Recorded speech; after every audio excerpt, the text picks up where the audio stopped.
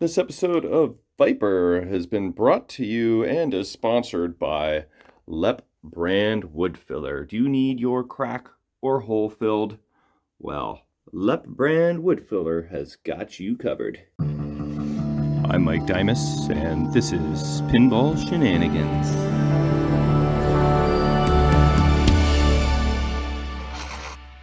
Alright, before we get started on this episode of Stern Viper, got a few housekeeping items here that we're going to go over and go through. So, I was digging in my stash because a couple of my buddies, Kevin and Corey, were placing orders from Marco and Pinball Life, so I snooped around quickly to see what I needed and what I didn't and what I had in stock already. So, in terms of flipper buttons, I found a couple white ones. Now, it would be kind of cool to go with maybe a blue on this cabinet because it would match. But at the very least, because I have them in stock, I might as well use them. And I don't need to spend any additional monies. I've got this style here. And this is a little bit different. It's got the little C-clip on the back. So between these two varieties, I've got me some flipper buttons. Did I say flipper bats at one point? Because if I didn't, I actually probably should have ordered flipper bats because I don't know how well they're going to clean up. And then, look what I found also in stock. Who knows how long I've had this? This is a flipper rebuild kit. Now there's 3 flippers on this game, but in lepping fashion, I'm going to take the best of the 3 sets of used parts and use that for the upper flipper. And the bottom 2 are the most important, so they will get the full treatment. So I don't need to order that. That's in stock, so that's nice. Also, I have just purchased one of these things. How do you say that in Chinese? It is a Hakko 599B solder tip cleaner. Now, is this actually legit or is this a knockoff? But over in my Weller soldering station, I lost my sponge very early in time, and honestly, I haven't really been cleaning my solder tip for years. So I think it's friggin' about time that I do that. So this was $20 Canadian on Amazon. Maybe not the best deal in town, but I went with the good brand. That's some nice tension there, so when I stick in my soldering iron, it's not just gonna like poke through. Maybe on like some cheaper varieties, it's not very thick in there, and so, you know, I could almost afford to grab another one of these sponges and cram it in there so there's even more, but more tension. But yeah, look at that. That's gonna clean up my tip nicely. About time I added that to the toolbox. I can just live on the desk there. You know, for as big as a desk I have here, I pretty much confine myself to 1 square friggin' foot of space. I've got to do better, organize this a little better. But okay, what else do we got here? So, Yegpin is coming up soon. Check this out. Teolis asked me if I wanted to be one of the sponsors. And I said, hells yeah. So we got Neon Ranch, Death Save, Poxkey. Would help if I had my glasses on. So let's say Maple Pinball. Here, I got my glasses. Let's throw this on. This will help the cause, I think. Maple Pinball, North Star, Topple, which is Toronto, Ontario Pinball League. Check that out. Pinball Shenanigans. There's Drapple's Pinball LEDs. That's pinballLEDs.ca, which I mentioned in the last video. Propeller Arcade, I've heard of that. Phantom Amusement. Manitoba Pinball League was just there. There's the Egg Pin logo. We've got QCP, Regina, Saskatchewan. Arcadium. Retro Arcade. LTC Pinball. Stuff for Pinheads. Golden BC. Hey, we were in Golden BC a couple years ago. It was awesome. And Vancouver Island Pinball Podcast with Dan Bitterlich. I was on there once. He's also out west, as you can see from the name of the podcast. But yeah, there we go. So that's pretty cool. I've got about 10 of these stickers or so. And I'm going to find a spot for one in the basement. And maybe I'll give a couple away. Okay. So Julie and Mark and City just recently went to the Ann Arbor Pinball Show, which is Clay Harrell's place. He has like 500 machines. I did a video tour of his place last time I was there. The place is incredible. Oh, and on a quick side note, Clay Harrell, the owner, just bought a Zachariah pinball board off of me. Actually, 3 Zachariah pinball boards, and I just shipped them today. So there you go. Anyway, at least 3 or 4 people approached Julie and said, "Hey, I know you from the Pinball Shenanigans show." And one of those peoples was our good old buddy, old pal, Travis, Tilting T Pinball. And he gave her 2 pretty sweetly 3D printed pinball signs and said, "One is for you and one is for Mike, and you pick which one you like." So Julie grabbed the Williams one, and yesterday at Forked River, Julie gave me the Stern one, courtesy of Tilting T Pinball. So thanks, dude. This is a pleasant surprise. And I'm going to assume you 3D printed this. But either way, my 3D printing buddy at Forked River, well, my buddy who owns a couple 3D printers, commented on the sheer quality of the print. He was telling me a little bit about this texture and how things were done and how this is nice and everything, and said it was a very quality print. So this is friggin' awesome. Thank you. And I gotta find a cool spot for that. So pretty friggin' sweet. Also, another fellow Shenanigander sent me a little envelope in the mail, and I've had this for a little bit, just waiting for the right time to open it. This is that time. So this is Bigfoot Bruce.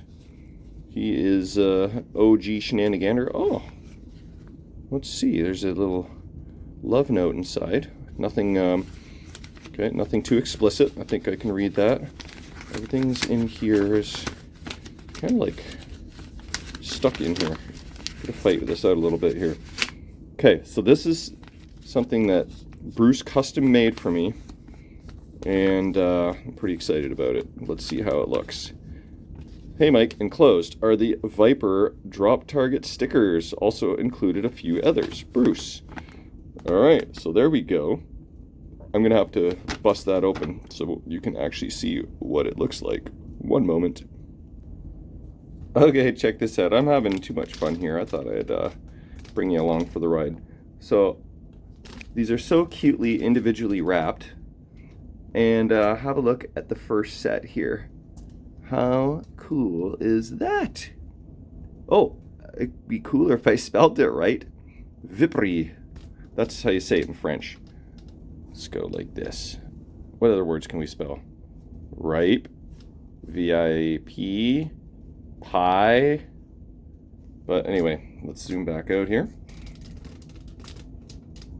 That's freaking cool. So, let's see. Look at this. I can already see fun stuff inside. Look how neatly these are wrapped too. They're all individual packets. Require some level of difficulty to open them up.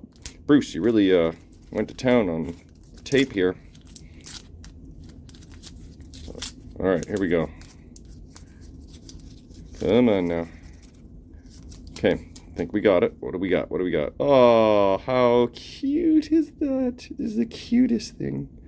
Oh, no way. The little Easter egg pineapple shenanigan right in the middle of the pack there.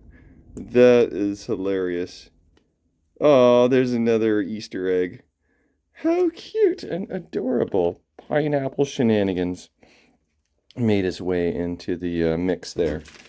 All right, let's see what else we got. We got 5 packs of goodness here. Might have to time-lapse me opening this because it takes me like freaking lifetime. I'll try this strategy. It's like wax paper too. Bruce, you thought of everything. All right, what do we got here?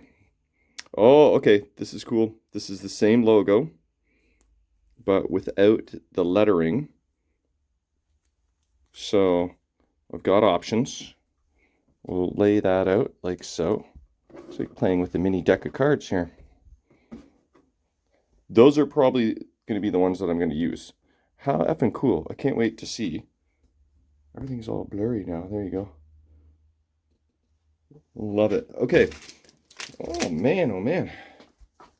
Oh, look like some Chicago Blackhawk Bobby Orr hockey action, which reminds me, Toronto Maple Leafs are playing tonight. And I'm on the Tim Hortons little hockey pool. And if you pick a player that scores, you get like you get 1/16 of a coffee, 25 points. Once you get up to 400 points, you get a free coffee. But if you get 7 days in a row where you get a correct pick, then you win free coffee for a week. I'm on a 6-day streak right now, so I just need one of my 3 picks to score tonight. I forget who they are, like maybe Marner and Tavares and someone else. If one of those score tonight, free coffee for a week for Jamie, so that would be pretty freaking sweet. All right, what do we got? Oh yeah, a little power play. Chicago Blackhawks. Those are freaking cool too. I wonder if Bruce used those on his machine, because he's doing a beautiful job on a Bobby Orr right now, and showed me a few photos. I wonder if he ended up using these for his drop targets. All right, we got 1 pack left. Oh, and I got a shout out John Charest again, aka Pinball Santa Claus. Just the other day, he showed up right to my front door and delivered me a couple pinball parts that I had ordered. My replacement Circus Voltaire plastic protector set, and then some standoffs, since I used all the ones I had left on Viper, and some 4 amp fuses. So, Pinball Santa Claus shout out. All right, what do we got here? Oh, that's cool. Power play with the Maple Leaf Canada flag action. Thanks, Brucey. These are the coolest things ever. I mean, I feel like I've collected the whole set. Look at that. I have no idea what I'm going to do with all these things, but that is a good problem to have. So that is friggin' cool. All right. I think that it's time to get to the action. I think that I may start by baking some plastics. All right, I think it is time to go bake some plastics. So just laid them all out here so I could get a better look. And let's see what we got. This plastic here probably could afford a little baking, so we'll put that aside. These guys are fine. Look what I discovered here. I'm like, why is this not laying flat, and what the heck is that? That is a repair job using an old, looks like a Gottlieb slingshot plastic of some sort. Name that game. If you name that game, then you are a winner. I'm not going to mess with that. This one here is pretty good. This guy's pretty good. This corner plastic, that is the biggest whammy of them all. And the only chip reel, really, throughout the whole set. So this one we're going to set aside. This one, yeah. Ooh, this one too. I don't know if my baking sheet is big enough. I might have to do it in a couple runs. Even this guy here is just a little bit bowed. Do I really want to... Man. I guess I can throw those in there too. These guys are fine. This guy is fine. And this other corner plastic. Yep. We might be baking a couple sheets worth of plastics today. It's not bad. And then the one lane plastic on the left here is not bad, but this one is pretty bad. So, question that one might have is, how does one remove these little metal things from the plastic? Can you just pop them out? Not without risk. So, I'm going to show you my strategy. Alright, so here is my strategy. Take our soldering iron and we clean the tip for the first time using this tool anyway. I've kind of cleaned it before, just scraping it on random things, but look at that. Shiny. Actually, I probably need a new tip at some point. So metal gets hot and you can burn your fingies. Ask me how I know. So we're going to just stick this in here. Okay, wiggle it around, kind of just gently pry, and boom, just like that. Do the same. Don't hold that with your fingers. Just kind of wiggle it around. And boom, just like that. Maybe I applied a little too much heat at that time around. And just like that. All right, and then basically going to do the same process. Oh wait, don't forget. Got maybe a little bit of plastic on my tip now. Look at that, already getting my 20 bucks worth. So there you have it. No problem. So I'm going to clean up all these plastics because you don't want to bake the dirt on them, because that would be bad. It would be very, very leppy. You don't want to be that leppy.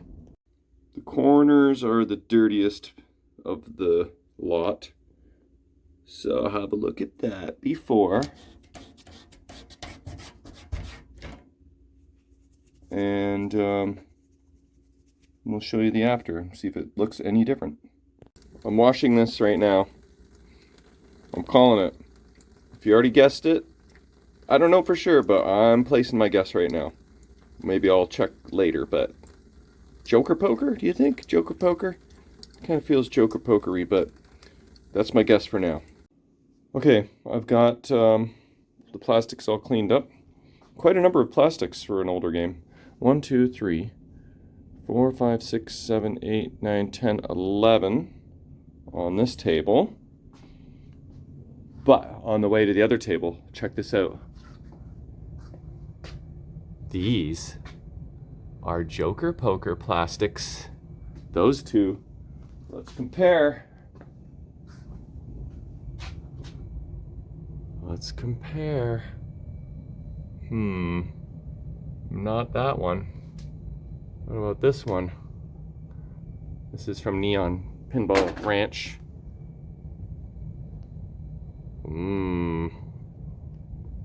Not sold just yet, but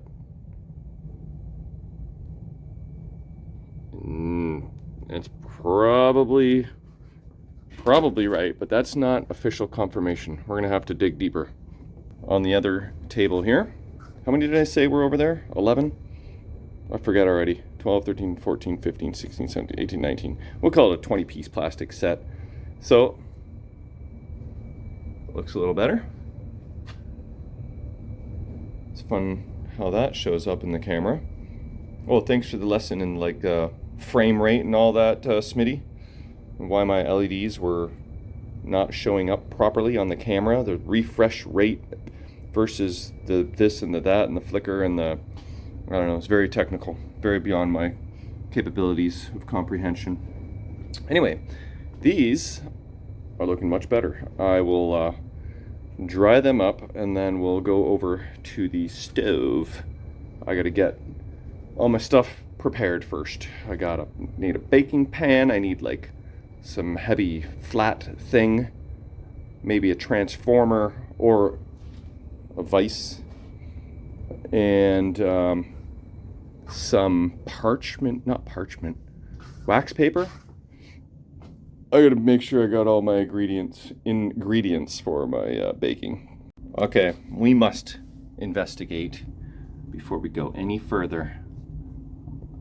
Here we go. I typed in plastic set. Let's zoom in and see what we got. Huh. You know what?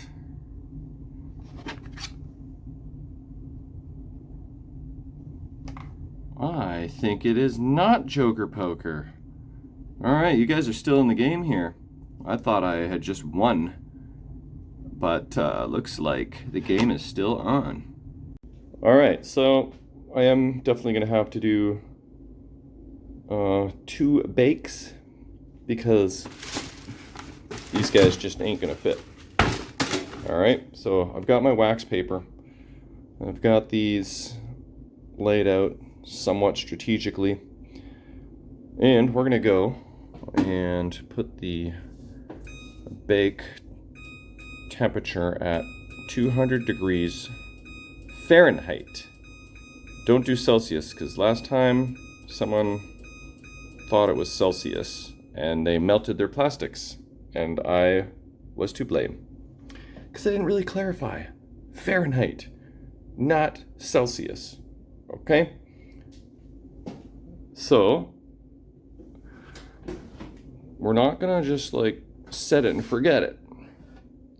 We're going to watch these closely and probably, I don't know, because there's more plastics on this sheet than I've done before, it might take a little longer. I'm gonna guess 10 to 20 minutes. So I'll throw on my light and then I'll just sit here and stare at these things, and then once I see them flatten out, I'll pull them out. I'll stick the hot tray on my piece of paper. Then I'm going to stick this other pan on top, which is the same size. Then I'm going to stick a couple books on top of the pan. Then I'm going to stick the weight, this isolation transformer. We've got a nice weight to it, maybe 15 pounds. Put that on top and then just let it sit here for 20-30 minutes to just, you know, make sure that it stays flat once it's cooling down. So that's the strategy, and I'll check back in a few. I should move this down to the lower rack actually, and I should grab my oven mitt so I don't burn myself. That way, if I put it in the lower rack, I can see it a little better. This is not the best of angles. Also, don't forget to hit start. Otherwise, you're going to be staring at the plastics for a very, very, very long time. Okay, I moved it down to the lower rack. We're going to take a quick peek. We're at 145 degrees right now. I don't want to let out too much heat, but kind of have a look at the before. Ooh, foggy. Let's just see how bowed and warped everything is. And another probably 4 minutes and we should be good. At 175 degrees right now, and it's not a bad idea to just stare at these things even if you're letting out some heat. Because the second you see any bubbling happening on any of the plastics, you need to retreat immediately. Ask me how I know. It was many moons ago. It was on my Trident My buddy Rob Noel has that machine to this day, and if you look closely, you'll see one plastic. It's got little bakey bubbles on it. Okay. Another few minutes, we should be good. Friggin' stove played a little jingle, scared the crap out of me to let me know that we're at 200 degrees. And you can see that back corner plastic is totally flattened out. Actually, a lot of them have now. This is the scary part. And exciting. I am having success, but I don't want to press my luck too hard. But definitely things are flattening out nicely. There's some ooze coming out of some of the plastics. I don't know. That's probably just the wax paper, but it's getting so close. I'm going to have to pull the plug here any second now. Just don't want to press my luck. I'm pretty happy with that. That big long one in the front.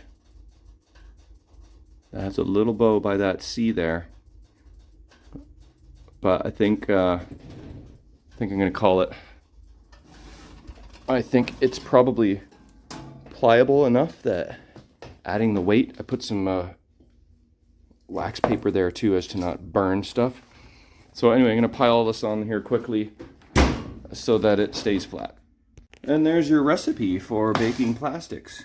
We've got a piece of paper, then a piece of wax paper, then a baking sheet, and then another piece of wax paper, and then plastics, and then another piece of wax paper, and then another baking sheet, and then 2 books, and then an isolation transformer. So I'm gonna, I guess, should I deal with these now? I'm gonna have to, maybe by the time these guys flatten out, I can use this. I will, maybe I can just like pile that on top and then put the transformer on top of that so we can, transformer can do double duty. Yeah, I think I'll do that. Okay, the only difference is that, you know, I didn't let these plastics kind of warm up gradually as the oven was preheating. These ones are going in full on 200 degrees Fahrenheit, so I'm not sure if that's gonna be bad or good or different at all. So I found another baking sheet. So I had 2 of those. So I'm just gonna rinse and repeat. Throw the wax paper on these guys, then the baking sheet, and then one of my 2 books, and then isolation transformer. So we'll report back shortly. These guys are getting real close. Freaking gas just kicked in and again scared the crap out of me because I got the door open, so I'm losing some heat. But I feel like that's okay in this case here. I don't mind relieving some of the heat. Yeah, but I think these guys are slowly starting to do their thing. Another 2-3 minutes and should be good to go. Okay, the one plastic that had a bunch of clear in it started like concaving. Like the ends were going up a little bit. And eventually I think it started settling back down, but had it in there for long enough. I didn't want to press my luck, so I just figured it was hot enough that a little bit of a pressure treatment here might flatten it out. But yeah, that one piece was being a little bit stubborn, but I just had to pull the plug. So we'll check back on these in half an hour or something and see how they turned out. Well, it ain't centigrade 37 either. So is it like a royal flush or a jack's open or something like that?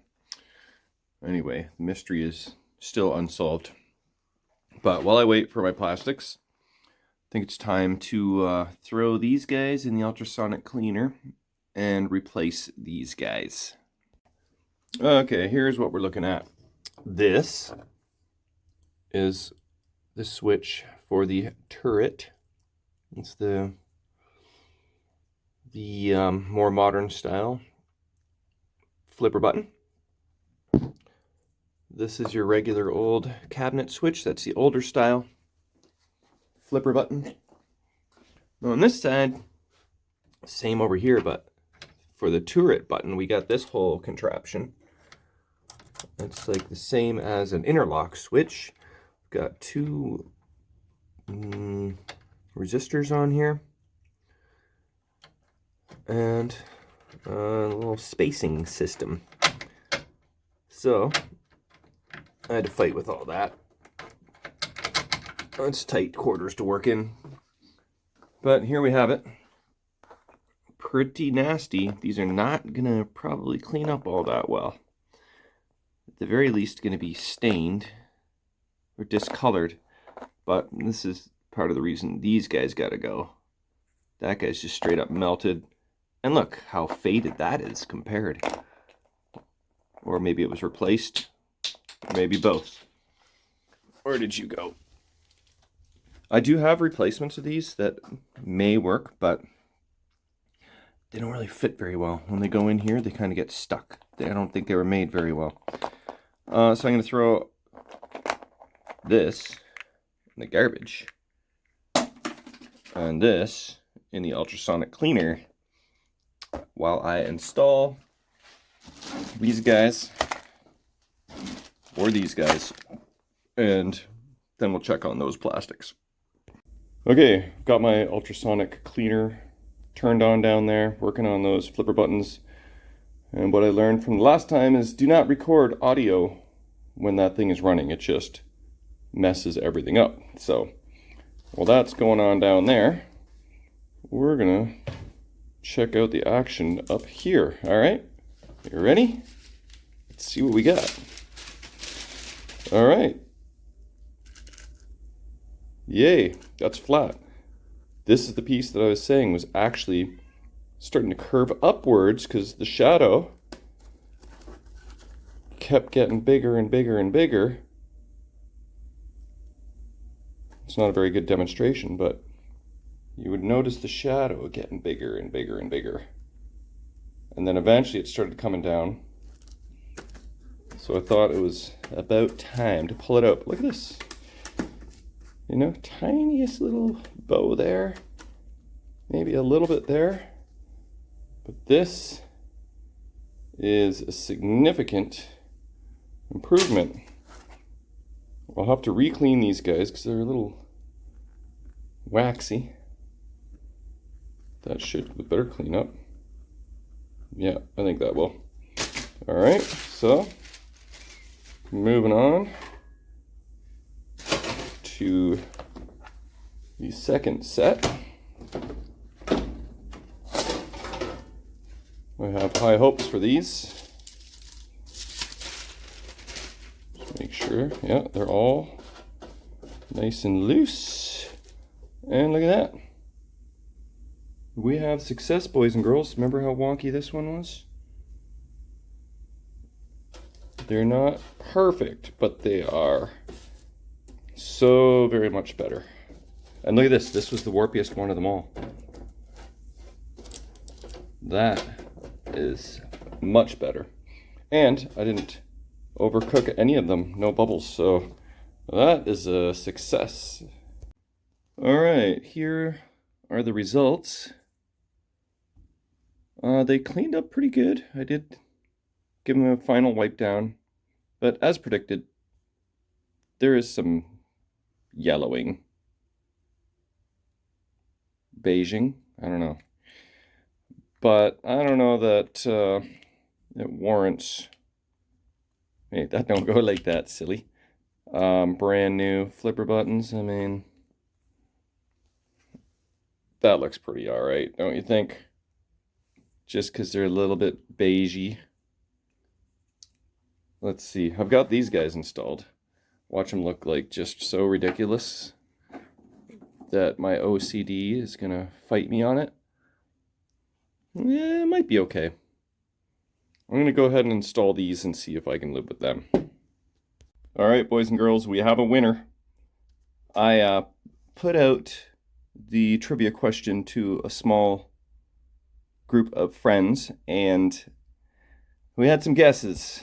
Alex, Stagger, guessed Mars God of War, but I knew those were all black because I just did one not that long ago, so I knew that wasn't right. Julie Dorser's guessed Wildfire, similar color scheme, but that was not correct either. Corey Cook guessed Far Out, also similar color scheme, but that was also not correct. And then our buddy old pal Mark Arts suggested this game right here. And do you know what it is? But this is the winner, boys and girls. It is Genie. Have a look at that slingshot plastic. And have a look at that. There we go. For all those who just guessed Genie, you guys are winners. But Mark Arts, you are number one. Ellie, the inspector, is hard at work checking out Jay the neighbor's place, making sure everything's cordial over there. I think I hear some tunes going on back there. Oh yeah. I think he might be barbecuing and listening to some, I don't know, maybe some Caribbean style music, which he tends to do on the regular. But yeah, maybe I'll move that open for you there, Ellie, so you can really have your fun out there. You enjoy. Okay, I got the flipper buttons installed. They're buttons. They press in. They don't match. But we're going to live with that. I mean, can't have a lepisode without any lep action happening, right? So that's what it is. The other side. Beautiful. Nice and clean, nice and snappy. This is how it looks, all reassembled. Next to the rebuilt shooter rod. Cleaned up this switch a little bit. Tested it. Clearly clicks. Broke the wire off the resistor. Soldered that back on. So that is all happy. Next, I've got to put these things back on the plastic, and I will show you how. I really hope you guys notice that I forgot to install this because I was just testing y'all. If you noticed, another win for you. If you didn't, another fail like I did. All right, soldering iron should be heated up. Don't know why I'm cleaning my tip incessantly. I'm not actually using any solder. But here we go. See how that does not actually fit?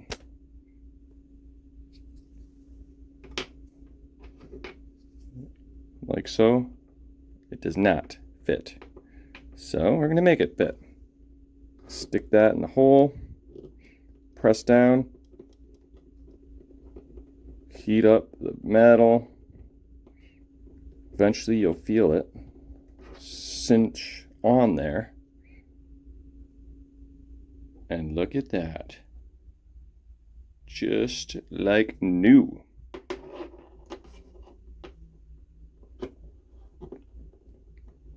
You may get a little plastic on your soldering iron, because I do smell burning plastic. Whoa, I'm also poking right into my workbench. That might be why I'm smelling burning plastic. Okay. That's why you do got to use this thing. Okay, well, let's try and not make a new hole here. But yeah, that's one thing you want to be mindful of. The length of your soldering iron tip. Okay, that feels like that's going on there. And voila. It's perfect. And look how nice and straight that is. Alright, maybe I should install these plastics. It might be a little premature, but I feel like this episode needs it. Alright, check it out. I just spent about half an hour, 45 minutes installing all the plastics, all the screws, all the metal acorn nuts, I installed some Lexan washers on the slingshot plastics to preserve them. And the only thing I didn't do was secure the turret plastic and the two back corners, because the back corner plastic enemy is raising and lowering the playfield, and I'm going to be doing that a bunch still to come. So they're just set there to see how everything looks. And I'm thinking it's looking pretty darn good. So let's comb over the action here. So there's the Lexan washers. So honestly, I should have used 3/4 instead of 1 inch, but I have an abundance of 1 inch, and we got to use them somewhere, so they got used there. Oh, look at this! I missed one. I normally use the rubber post caps for these when I do a shop job, but I went to check my stash, and somehow I was darn near out, which is unlike me. As soon as I'm low on those suckers, I usually order them up right away. But the more I got thinking, the more I thunk that these chrome looking apron nut caps, acorn, actually go with the whole theme nicely with the chrome spinner. Whoa, that was clunky. Thing about this spinner is these holes are, I think, just been bore out over the years, so they're just too big for its own good, but it's still fine. But yeah, have a look here. Things are looking pretty damn good. I don't know which way is right, this way or this way, but I went that way. I probably am going to have to add a couple more. Maybe Lexan washers could afford to go back there just to kind of hold those plastics in place. This plastic actually must be broken too, come to think of it, because I imagine that they would span this whole distance and meet right in the middle. So I bet you that's pretty common to Vipers. And oh yeah, so one other thing is this clear bit of plastic. Can't really tell, but I think some of that wax either baked on the plastic or it just mucked up the plastic. It's very hard to tell, which is good. I mean, you had to be at the right angle. But I tried to Novus it and clean it and didn't get rid of it. So for whatever reason, the clear plastic left a bit of residue or imprint of the wax paper. So I don't know if parchment paper would be any better. But that is the only incident in terms of baking. Plastics. Pop bumper caps are installed and looking good, and Ellie's hair can get removed. The turret with the secret genie band-aid. Only we will know about that. Yeah, so I'm pretty happy. Got LEDs and plastics all installed now. So that is going to be a wrap for this video. And in the next video, what will probably happen is flipper rebuilds, and probably time to decide if I'm going to powder coat this coin door, which I probably am. So I'll have to remove that completely, disassemble it. Where are my legs? There they are. And then bring the legs and the coin door to powder coating. I was wondering if I could just clean this up, but I think I'm going to do it. I think I'm just going to go powder coat. It's not going to be that much money. Probably, like, for the legs and the coin door, I'm gonna guess $150. That's my guess. It's not bad. I could lep it up and just leave it. I do have a new sticker coming. This one will have to come off, but that's fine. We don't really need it. We didn't install a new credit button on the Quicksilver job, so. Oh yeah, another thing. Got to address this wound here in the playfield. Someone suggested me an idea of kind of like watering down some glue and then putting some maybe wax paper over top of it and then clamping it. So that might work. I'm willing to give it a try. Maybe some glue with some sawdust or something might be good for the underside. I don't know. We'll cross that bridge when we get to it. Oh, and you know what I was gonna do was install the friggin' drop target decals, but I'm gonna have to save that for next episode because it is time to wrap things up. So, good progress tonight. Catch you guys up on the next episode. No, we'll catch up with you guys on the next episode later. One last order of business. Toronto Maple Leafs won tonight. They're up 2-0 in the series. I picked Austin Matthews, John Tavares, and Morgan Riley. We need to find out if we won Jamie Coffey for a week. So hopefully this will tell us. Mitch Marner scored the tie-breaking goal in the third period. Max Pacioretty and Max Domi, there's two Maxes, each had a goal and an assist. Uh-oh. William Nylander also scored. No! And Morgan Riley, 2 assists. Oh my God. I can't believe it. 4 friggin' goals. And not either of my guys. Oh man, 6 days in a row. What a bust.